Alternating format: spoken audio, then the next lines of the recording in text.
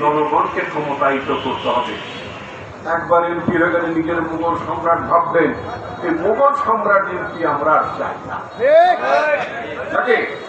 একটা পরিবর্তন করে এই পরিবর্তনের যে রাজনীতি, সেটা 5ই আগস্টে এত জীবনের এত মানুষের জীবন দান বিনিময়ে রাজনীতির পরিবর্তন আনতো। এখানে হারমাত দুর্বৃত্ত ওই 1 জন 2 জন 4 জনের স্বচ্ছ রাজনীতি যেমন আনতে লজ্জা পাই। কেন লজ্জা পাই? তাহলে আমি একজন স্বচ্ছ, বাকি একে অস্বচ্ছ নেই, এটা বলতে হবে কেন? প্রত্যেকে আমরা স্বচ্ছ থাকতে হবে, এটি তোমাদের দায়িত্ব।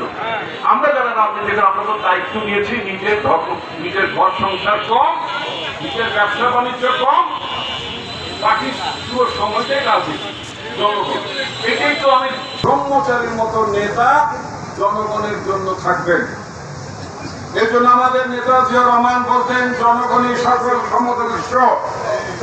জনগণকে মনে করতে হবে তারা আপনাকে এমপি বানান, জনগণই আপনাকে ক্ষমতা থেকে নামাবেন, পরের বার ভোট দেবেন না। জনগণকে মনে করতে হবে আপনার ক্ষমতার সোর্সটাই কিন্তু জনগণ। কিন্তু জনগণকে একদিন মনে করেন অনেক ক্ষমতাবান, একদিন খালি একদিনের ক্ষমতাবান জনগণ মনে করে। আমরা চাই পুরো 5 বছর জনগণকে ক্ষমতাবান রাখা। 5 বছর জনগণ এমপিকে প্রস্তুত করতে পারবে। আপনি এটা কেন করেছেন, কেন এটা করলেন? এটা জনগণের জিজ্ঞেস করার যে ক্ষমতা, সেই ক্ষমতাটাকে আমরা বাড়াতে চাই। আমার দল সেই জনগণের ক্ষমতা বাড়াতে চাই। সেজন্য আমাদের দলের তরফ থেকে 31 দফা সংস্কার কর্মসূচির কথা বলেছে।